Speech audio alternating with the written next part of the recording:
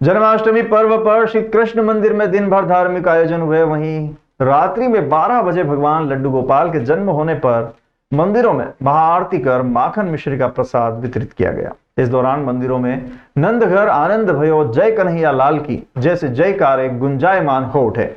जहां शहरवासी श्री कृष्ण जन्माष्टमी के उल्लास में शामिल हुए, तो वहीं मध्य प्रदेश के मुख्यमंत्री डॉक्टर मोहन यादव भी श्री कृष्ण जन्मोत्सव के कार्यक्रम में शामिल होने सोमवार रात को उज्जैन पहुंचे और श्री कृष्ण की शिक्षा स्थली सांदीपनि आश्रम मित्र वृंदा धाम गोपाल मंदिर पर पहुंचे, जहां सपत्नीक पूजन अर्चन किया। इसके अलावा वो फ्रीगंज स्थित मटकी फोड़ के कार्यक्रम में भी शामिल हुए और यहां भजन भी गाए। गत दिवस सोमवार रात करीब 11 बजे मुख्यमंत्री डॉक्टर मोहन यादव उज्जैन पहुंचे। देर रात तक श्री कृष्ण जन्माष्टमी के विभिन्न कार्यक्रमों में शामिल हुए और भजन भी गाए। साथ ही पुलिस बैंड के जवानों को 10-10 हजार रुपए देने की घोषणा भी की। उज्जैन पहुंचने पर सर्वप्रथम मुख्यमंत्री डॉक्टर मोहन यादव ने भगवान श्री कृष्ण की शिक्षा स्थली सांदीपनि आश्रम में पहुंचकर यहां सपत्नीक भगवान श्री कृष्ण की पूजा अर्चना की और अभिषेक किया। महाआरती में शामिल हुए। आश्रम के पुजारी पंडित रूपम व्यास ने पूजा करवाई। आश्रम में मुख्यमंत्री डॉक्टर मोहन यादव ने छोटी छोटी गैया छोटे छोटे ग्वाल भजन गाया। सांदीपनि आश्रम में पुलिस बैंड ने सुमधुर कृष्ण भजनों की प्रस्तुति भी दी।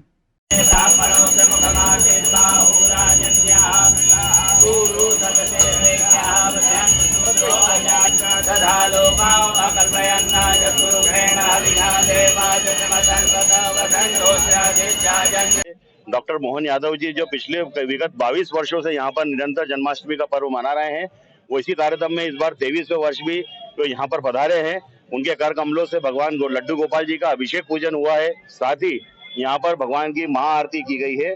और आज हमने, क्योंकि भगवान डॉक्टर मोहन यादव जी ने जो इस सांदीपनि आश्रम को तीर्थ स्थल के रूप में विकसित करने का जो एक निर्णय लिया है, बहुत ही स्वागत योग्य है। तो आज सांदीपनि वंश परिवार के द्वारा आज उनका सांदीपनि सम्मान देके उनको सम्मानित किया गया है। गोपाल मंदिर के बाहर उमड़ा श्रद्धालुओं का सैलाब। जी हां, मुख्यमंत्री डॉक्टर मोहन यादव ने रात्रि में भगवान श्री कृष्ण के जन्म के पश्चात द्वारकाधीश गोपाल मंदिर पहुंचकर भगवान श्री कृष्ण के दर्शन किए। उन्होंने शहरवासियों को श्री कृष्ण जन्माष्टमी की शुभकामनाएं दी। मंदिर परिसर के बाहर शाम से ही श्रद्धालुओं का सैलाब उमड़ रहा था। भगवान श्री कृष्ण पर आधारित भजन निरंतर प्रस्तुत किए जा रहे थे। विभिन्न स्थानों पर मंच लगाए गए थे।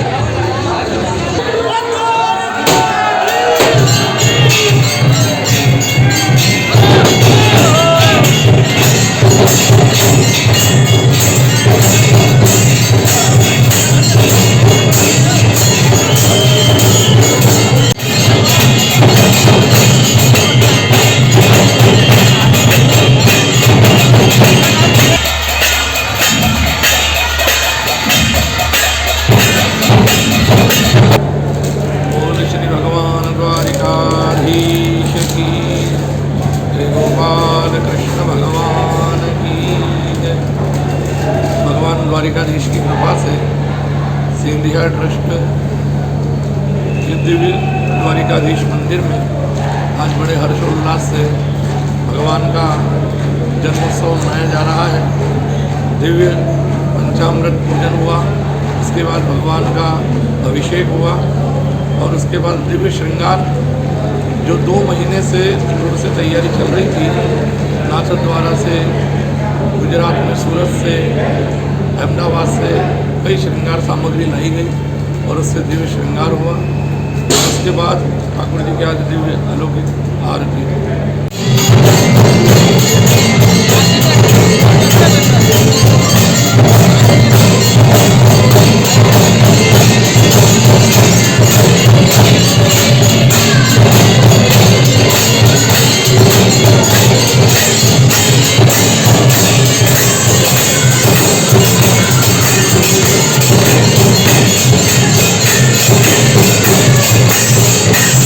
मुख्यमंत्री डॉक्टर मोहन यादव ने सपत्नीक जन्माष्टमी पर्व पर श्री कृष्ण मित्र वृंदा मंदिर पर भगवान श्री कृष्ण वृंदा के दर्शन कर पूजन अर्चन किया।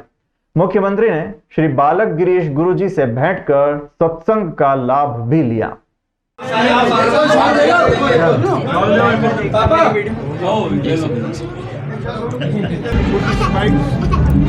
रास्ता है निकलने का।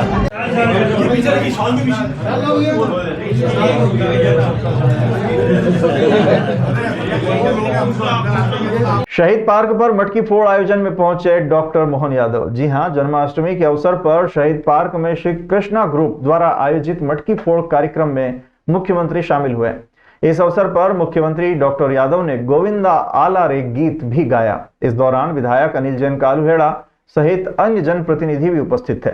सोमवार को कृष्ण जन्मोत्सव हर्षोल्लास के साथ मनाया गया। गोपाल मंदिर, इस्कॉन मंदिर, श्री कृष्ण मित्र वृंदा मंदिर, सांदीपनी आश्रम सहित अन्य भगवान श्री कृष्ण के प्रमुख मंदिरों को आकर्षक ढंग से सजाया गया था।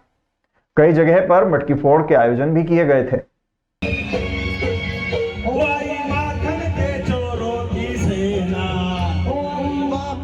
चोरों की सेना, वो जरा बच के संभल के ही रहना, जरा बचे संभल के ही रहना। बड़ी नटखट है फौज कहीं आई जो मौज, बड़ी नटखट है फौज कहीं आई जो नहीं बचने का कोई भी। ताला ताला कोयला आला रे ताला, जरा मटकी संभाल बजे वाला हो गोविंदा। ये 17वां वर्ष कृष्णा ग्रुप का है। इसमें हमारा सौभाग्य के माननीय मुख्यमंत्री जी हमारे बीच में उपस्थित हुए। शहर की जनता ने बहुत बहुत धन्यवाद, उनका आभार माना है। और इस मटकी फोड़ का 1.25 लाख रुपए का इनाम है। 40 फीट इसकी ऊंचाई है और बहुत सारी टीम मौजूद है। कहाँ से आए हुए मटकी फोड़ने के लिए? अभी एड्रेस तो नहीं लिए, लेकिन सद्दूर की टीम आई है इनके। मुख्यमंत्री डॉक्टर यादव ने बेस्ट लाइफ स्टाइल कार्यालय में अधिकारियों के साथ उज्जैन में औद्योगिक विकास की गतिविधियों के संबंध में विस्तार से चर्चा की। बैठक में बेस्ट लाइफ स्टाइल के वाइस प्रेसिडेंट पुनीत जैन ने बताया कि उज्जैन की बेस्ट लाइफ की इकाई देश की बड़ी वस्त्र उद्योग इकाइयों में से एक है। यहाँ प्रतिदिन 1 लाख से अधिक वस्त्र उत्पाद बनाए जा रहे हैं, जो अमेरिका, कनाडा जैसे देशों को निर्यात हो रहे हैं। उज्जैन की महिलाएं यहाँ विश्व स्तरीय कौशल सीख रही हैं। उज्जैन की बेस्ट लाइफ स्टाइल में 358 करोड़ का निवेश है, जिससे लगभग 1000 से अधिक महिलाओं को रोजगार प्राप्त हो रहा है, जिसे बढ़ाकर 4000 महिलाओं तक किया जाना है। कार्यकारी संचालक MPIDC राजेश राठौर ने बैठक में उज्जैन में औद्योगिक विकास का रोड मैप प्रस्तुत किया, जिसमें प्रमुख रूप से प्रस्तावित IT park, readymade complex, plug and play और विक्रम उद्योगपुरी के विस्तार की योजना में गति लाने के संबंध में जानकारी दी गई। उन्होंने कहा कि उज्जैन को मेडिकल टूरिज्म डेस्टिनेशन बनाने की दिशा में तेजी से प्रयास किए जाएंगे। देश के प्रमुख उद्योगपति उज्जैन में अपनी औद्योगिक इकाई स्थापित करने के लिए लालायित दिखाई दे रहे हैं। ऐसे सभी प्राप्त प्रस्तावों में निवेश के लिए शीघ्र भूमि उपलब्ध कराई जाए। मुख्यमंत्री डॉक्टर यादव ने कहा कि बेंगलुरु की तरह उज्जैन में भी IT पार्क स्थापित किया जाए, जिससे मालवा के IT इंजीनियर्स को रोजगार प्राप्त हो सके। उन्होंने जल्द IT पार्क के लिए भूमि आवंटन के लिए निर्देश जिला प्रशासन को दिए हैं। मुख्यमंत्री डॉक्टर यादव ने कहा कि उज्जैन औद्योगिकरण की दिशा में तेजी से बढ़ रहा है। मालवांचल में टेक्सटाइल उद्योग को बढ़ावा देने के लिए प्रोजेक्ट तैयार किया जाए। महिला सशक्तिकरण की दिशा में टेक्सटाइल उद्योग अहम भूमिका निभाएगा। उद्योगों में महिला सुरक्षा के लिए भी पुलिस प्रशासन द्वारा सभी आवश्यक व्यवस्थाएं सुनिश्चित की जाए। इस अवसर पर विधायक अनिल जैन कालूहेड़ा, महापौर मुकेश टटवाल, विवेक जोशी, कलेक्टर नीरज कुमार सिंह, पुलिस अधीक्षक प्रदीप शर्मा, CEO जिला पंचायत ज्योति सिंह, कार्यकारी संचालक मध्य प्रदेश औद्योगिक विकास निगम उज्जैन राजेश राठौर सहित अन्य अधिकारी और जनप्रतिनिधि उपस्थित थे। मैं आज उज्जैन में भी मैंने बेस्ट इंटरप्राइजेस के फैक्ट्री में अंदर विजिट की है और मुझे इस बात का संतोष है कि बेस्ट इंटरप्राइजेस के माध्यम से हमारे उज्जैन में कपड़े बनकर के तैयार होकर के अमेरिका में निर्यात हो रहे हैं, इंग्लैंड में निर्यात हो रहा है। ये जो विदेशी क्षेत्र में निर्यात करना है, ये अपने आप में हमारी अपनी उज्जैन की साख भी बढ़ाता है, प्रदेश की साख भी बढ़ाता है। इसी प्रकार की सभी इंडस्ट्रियों को बढ़ावा देने के लिए कल इंडस्ट्री कॉन्क्लेव ग्वालियर में है। मैं कल आज दोपहर बाद वहाँ की मीटिंग लेते हुए और वहीं निकलने वाला हूँ। और इंडस्ट्री को लगातार रोजगार देने का हमारा अभियान भी है। यही कारण है कि बड़े पैमाने पे लगभग 1000 एकड़ की हमारी विक्रम उद्योग पूरी हो गई। अब नई वापस जमीन एक्वायर कर रहे हैं। ऐसे कई और अलग अलग प्रकार के सेक्टर में काम करते हुए सभी सेक्टर से युवाओं को रोजगार मिले, महिलाओं को रोजगार मिले, किसानों को, महिलाओं को, युवाओं को, गरीब को जीवन में उनका अपना जीवन बदले, सरकार यही काम कर रही है। और मुझे इस बात का संतोष है कि इस दिशा में जो हम काम कर रहे हैं उसका समाधान भी दिख रहा है और उसके रिजल्ट भी आ रहे हैं। कल चंदेरी में गए थे, चंदेरी में प्लांट डालने की।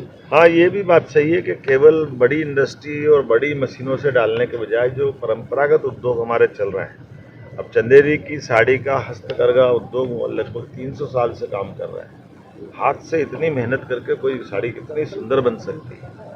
हाँ, तो मैं देख के दंग रह गया। मुझे इस बात का आनंद है। हमने कहा इसको प्रोत्साहन देंगे और उनकी मेहनत ऐसी है कि वो आगे जा कर के जो और आगे उसमें स्कोप बहुत है, बहुत आगे बढ़ा सकते हैं। सर, उसी तरह बेरुगर प्रिंट भी है क्या, उसका भी? सभी प्रकार के कपड़े उद्योग में मध्य प्रदेश पुनः अपना नंबर 1 की स्थिति में आए, मुझे इस बात का संतोष है।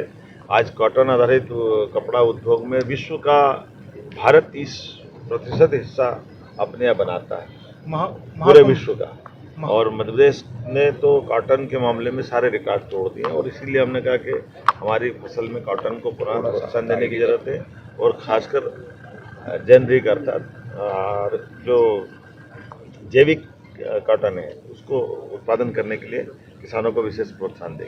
मेडिकल कॉलेज के लिए जिला अस्पताल की मुख्य बिल्डिंग समेत अस्पताल के अन्य भवनों को डिसमेंटल किया जाएगा। इसके लिए 58 लाख के करीब राशि खर्च होगी। स्वास्थ्य विभाग ने पीडब्ल्यूडी विभाग के अधिकारियों के साथ बैठक कर एस्टिमेट एवं डिसमेंटल प्लान तैयार कर लिया है। भोपाल अनुमति के लिए एस्टिमेट भेज भी दिया गया है। जिला अस्पताल की भूमि पर मेडिकल कॉलेज का निर्माण जल्द से जल्द शुरू किया जाना है। इसके लिए शासन ने स्वीकृति प्रदान कर दी है। 6 मंजिला मेडिकल कॉलेज का निर्माण लगभग 700 करोड़ रुपए की राशि से किया जाएगा। इसके अलावा सबसे पहले जिला अस्पताल की शिफ्टिंग व यहाँ के बिल्डिंगों को जमींदोज किया जाना है। सीएमएचओ डॉक्टर अशोक पटेल ने बताया कि कुछ वार्डों को शिफ्टिंग कर दिया गया है, कुछ की शिफ्टिंग जारी है। टेंडर की स्वीकृति होते ही भवन को तोड़ने का काम शुरू कर दिया जाएगा। जिला सिविल हॉस्पिटल उज्जैन की जगह पर मेडिसिटी बनाए जाने का प्रस्ताव है। उसके लिए हमने टेंडर जारी किए थे, तो उसके लिए हमने भोपाल से हमने जानकारी मांगी थी। वहाँ से 58 लाख के कुछ टेंडर स्वीकृत हुए हैं।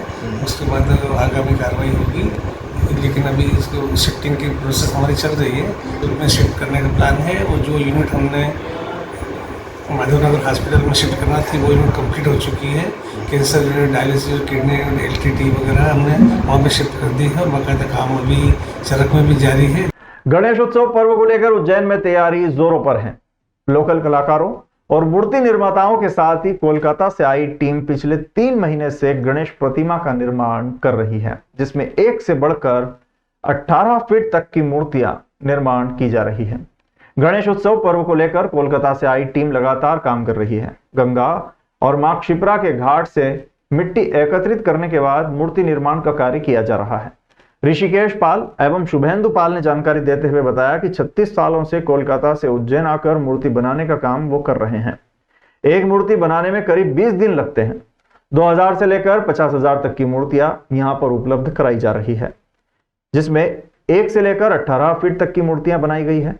मूर्तियों को अलग अलग स्वरूप दिए जा रहे हैं। कोई गणेश भगवान मूषक पर सवार हैं, तो कोई श्री रामचंद्र भगवान के स्वरूप में दर्शन दे रहे हैं, तो कोई उल्लू पर अलग अलग प्रकार की मूर्तियां ऑर्डर की जा रही है और बनाई भी जा रही है। लगातार 3 महीने से उज्जैन के इंदौर रोड पर मूर्ति निर्माण का कार्य किया जा रहा है। मूर्तियां बनने के बाद उज्जैन सहित आसपास के ग्रामीण क्षेत्रों में भी भेजी जा रही है।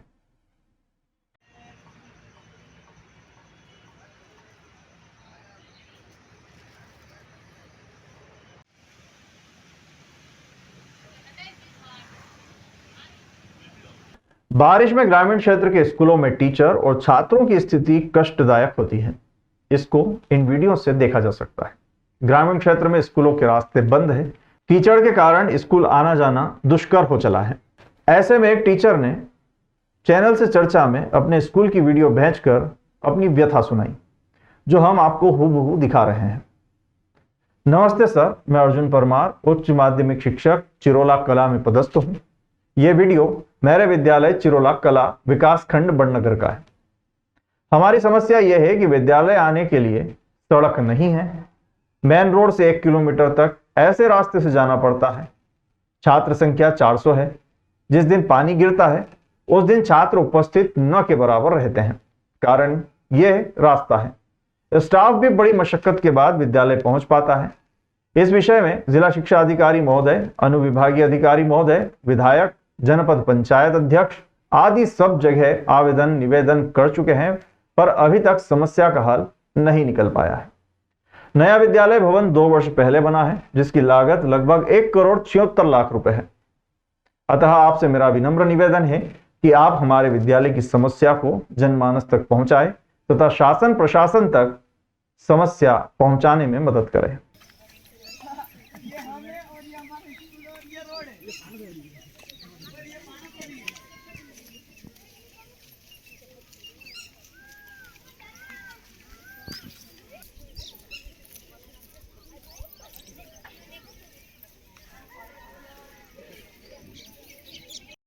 लोकमान्य तिलक गणेश उत्सव महाआयोजन समिति के द्वारा प्रतिवर्ष अनुसार इस वर्ष भी गणेश चतुर्थी के अवसर पर नगर की पंजीकृत संस्थाओं को निःशुल्क गणेश जी की 350 मूर्तियों का वितरण किया जाएगा।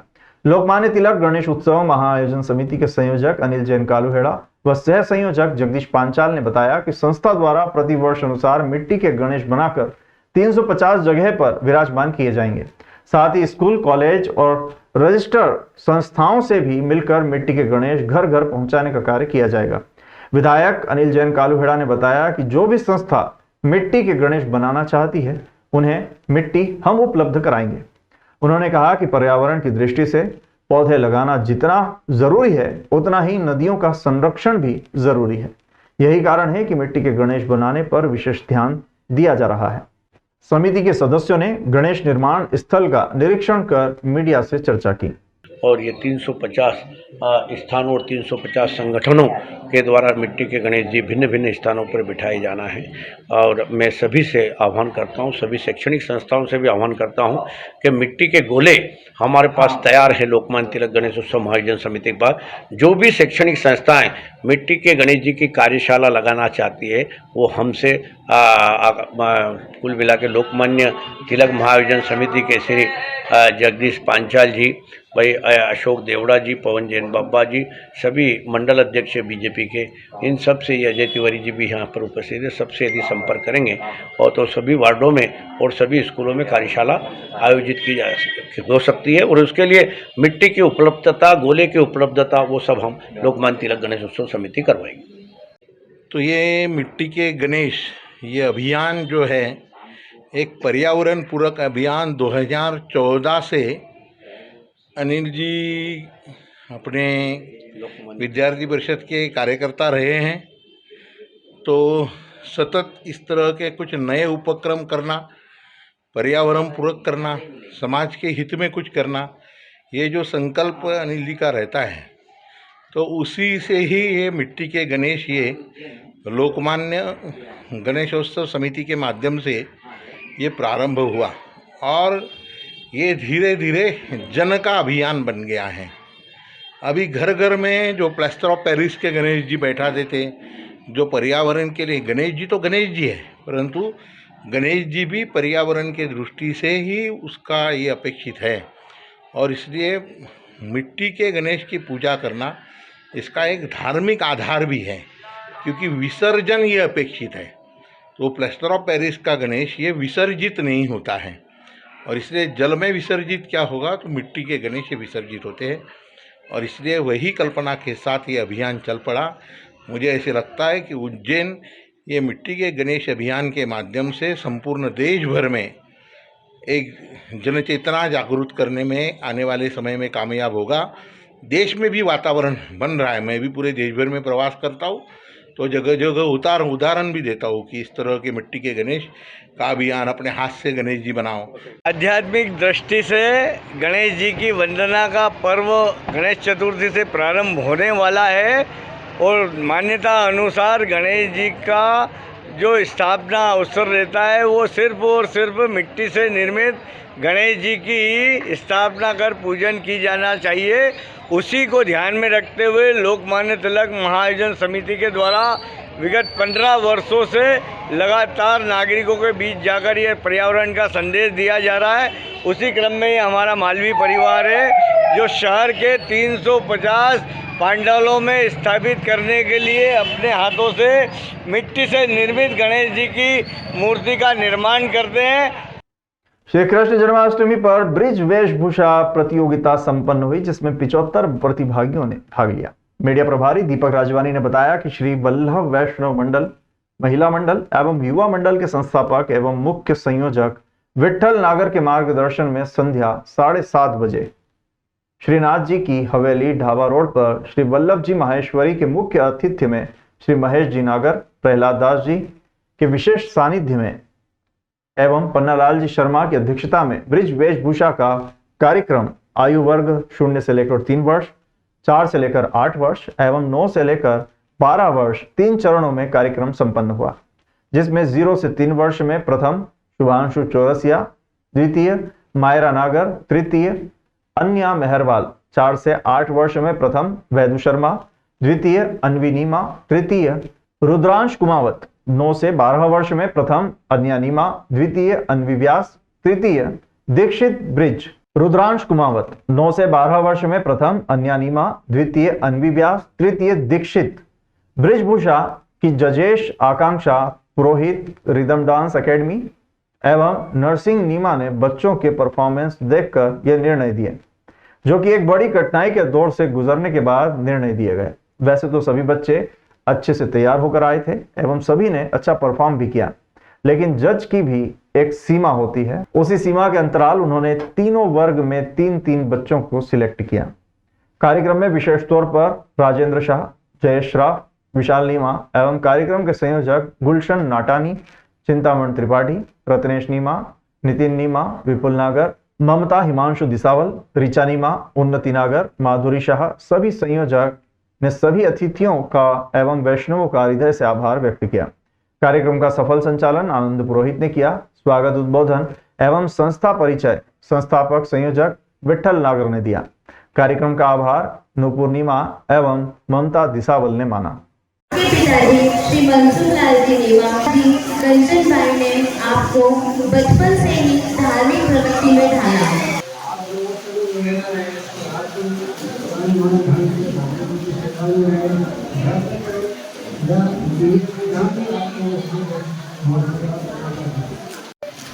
आदरणीय श्री नागर जी का अभिनंदन करें। ये सम्मान आपकी सेवाओं का है।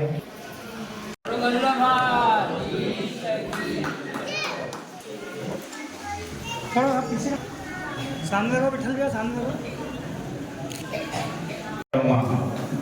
आदरणीय श्री नीमा जी का पुष्पारों से दमन जी त्रिपाठी, नितिन जी नीमा, हाथ लगाओ, हाथ लगाओ, विपुल जी आपकी सेवाओं का है। आप इन सेवाओं के लिए आनंद जी मार्ग को समझकर आगे आए। सबसे पहले 40 साल पहले परिषद अध्यक्ष के बुलावे पर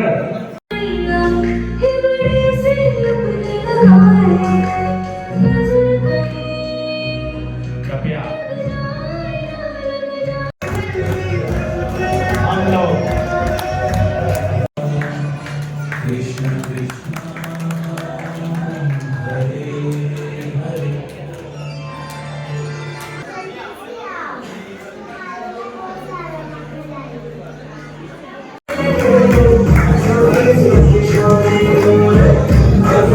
Thank you.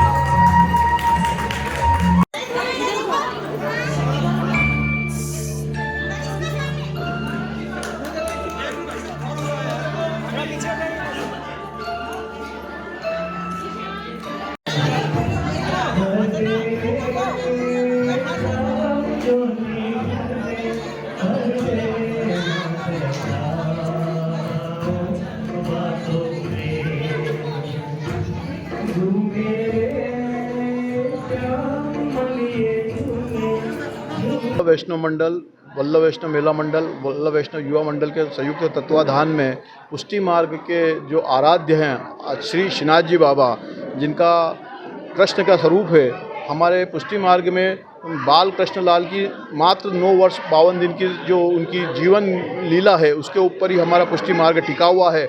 उसी को हम पूरा आत्मसात करते हुए हमारे बच्चों में कृष्ण के प्रति क्या भावना है, वो कृष्ण की जो बाल लीला है, उसके ऊपर हमने आज कृष्ण वेशभूषा के साथ साथ ब्रज वेशभूषा का आयोजन रखा था, जिसमें कृष्ण के साथ राधा, ग्वाल, नंद बाबा, यशोदा, इस प्रकार के सब बच्चे उन्होंने बन के आए। करीब 35 से 40 एंट्रियाँ आज हमारे बीच में आई है और हम प्रतिवर्ष अनुसार इस वर्ष का इस प्रकार का कार्यक्रम करते हैं। हमने इसमें हमारे जो बुजुर्ग वैष्णव है, जिन्होंने अपना जीवन पूरा पुष्टि मार्ग के तहत अपना जीवन के माध्यम से हमको एक प्रेरणा दी है, ऐसे आज श्री बंसीलाल जी नीमा और श्री कमलकांत जी नागर, जिन्होंने श्री महाप्रभु जी की बैठक जो मध्य प्रदेश में एकमात्र है, उसमें अपना जीवन पर्यंत सेवा करके जो एक मिसाल कायम की है और आज उसकी जो धरोहर बना रखी है, उसका आज हमने वल्लभ सेवा सम्मान से उन्हें सम्मानित भी किया है और अपार वैष्णव के बीच आज ये कार्यक्रम संपन्न हुआ है। निरंतर हम इस प्रकार के कार्यक्रम पुष्टि मार्ग से रिलेटेड जितने भी हमारे सांस्कृतिक कार्यक्रम होते हैं वो करते हैं। आगामी समय में हमारे गरबा कार्यक्रम, उसके बाद हमारी श्री गिरिराज जी की परिक्रमा यात्रा और फिर श्रीमद् भागवत ब्रजोत्सव जी महाराज श्री इंदौर वाले के माध्यम से आयोजित होने वाली है। धन्यवाद। उज्जैन में प्रतिवर्ष अनुसार इस वर्ष भी टावर चौक स्थित छोटे गोपाल मंदिर पर श्री कृष्ण जन्माष्टमी पर्व बड़े धूमधाम से मनाया गया, जिसमें प्रतिवर्ष अनुसार टावर चौक पर भव्य भजन संध्या का आयोजन किया गया। छोटे गोपाल मंदिर के प्रमुख सुनील यादव ने जानकारी देते हुए बताया कि ये मंदिर 90 वर्ष पहले उनके दादाजी द्वारा बनवाया गया था। तभी से यादव परिवार द्वारा यहाँ पर कृष्ण जन्माष्टमी पर व अन्य धार्मिक आयोजन बड़े धूमधाम से मनाए जाते हैं। इसी कड़ी में इस वर्ष भी जन्माष्टमी पर्व पर सुबह से ही धार्मिक कार्यक्रम आयोजित किए गए। भक्तों को महाप्रसादी का वितरण भी किया गया। साथ ही टावर चौक पर भजन संध्या का आयोजन किया गया। रात्रि 12 बजे कृष्ण जन्म की महाआरती के साथ आकर्षक आतिशबाजी भी की गई। इसके साथ ही शहर के वरिष्ठ व समाज सेवियों का सम्मान भी यादव परिवार द्वारा यहाँ पर किया गया।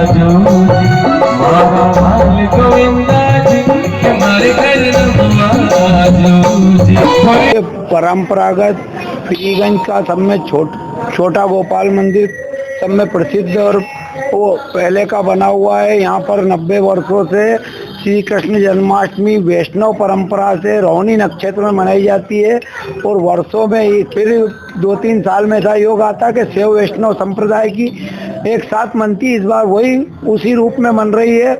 और यहाँ सुबेरे यादव समाज की चल समारोह निकला है समाज का, जिसमें मुख्यमंत्री जी के भाई नारायण यादव जी अध्यक्ष थे, जिनके द्वारा चल समारोह निकाला गया। पश्चात अभी खीर वितरण का कार्यक्रम चल रहा है और रात्रि 12 बजे महाआरती होगी भगवान की बैंड नगाड़े ढोल से। और यहाँ पर माननीय सीएम साहब भी, मुख्यमंत्री मोहन यादव जी भी अभी कुछ समय बाद पधारने वाले हैं। भजन संध्या का प्रोग्राम टावर पे जो परंपरागत होता है वो चल रहा है। और ये यहाँ पर ये सब उत्सव सिंधिया शासन काल से बना हुआ आज़ादी के समय के पहले का मंदिर है। और ये यादव परिवार की ओर से मेरे दादा परदादा भैरू सिंह जी, माता प्रसाद जी द्वारा ये मंदिर निर्मित है। इसे छोटा गोपाल मंदिर के नाम से जाना जाता है। उज्जैन के टावर चौक स्थित छोटे गोपाल मंदिर पर यादव युवा संगठन द्वारा 500 लीटर दूध से निर्मित फरियाली खीर का वितरण श्री कृष्ण जन्माष्टमी महोत्सव पर किया गया। प्रतिवर्ष अनुसार उज्जैन टावर चौक स्थित छोटे गोपाल मंदिर पर यादव युवा संगठन द्वारा सुबह से ही 500 लीटर दूध की खीर व फरियाली खिचड़ी का वितरण किया गया। मनीष यादव एवं अर्जुन यादव ने जानकारी देते हुए बताया कि पिछले कई वर्षों से यादव युवा संगठन द्वारा टावर चौक स्थित छोटे गोपाल मंदिर के बाहर फरियाली खिचड़ी व खीर का वितरण किया जाता है। इसी कड़ी में इस वर्ष भी हमारे द्वारा 500 लीटर दूध से निर्मित फरियाली खीर व खिचड़ी का वितरण किया गया और छोटे गोपाल मंदिर के सुनील यादव द्वारा जन्माष्टमी महोत्सव मनाया गया।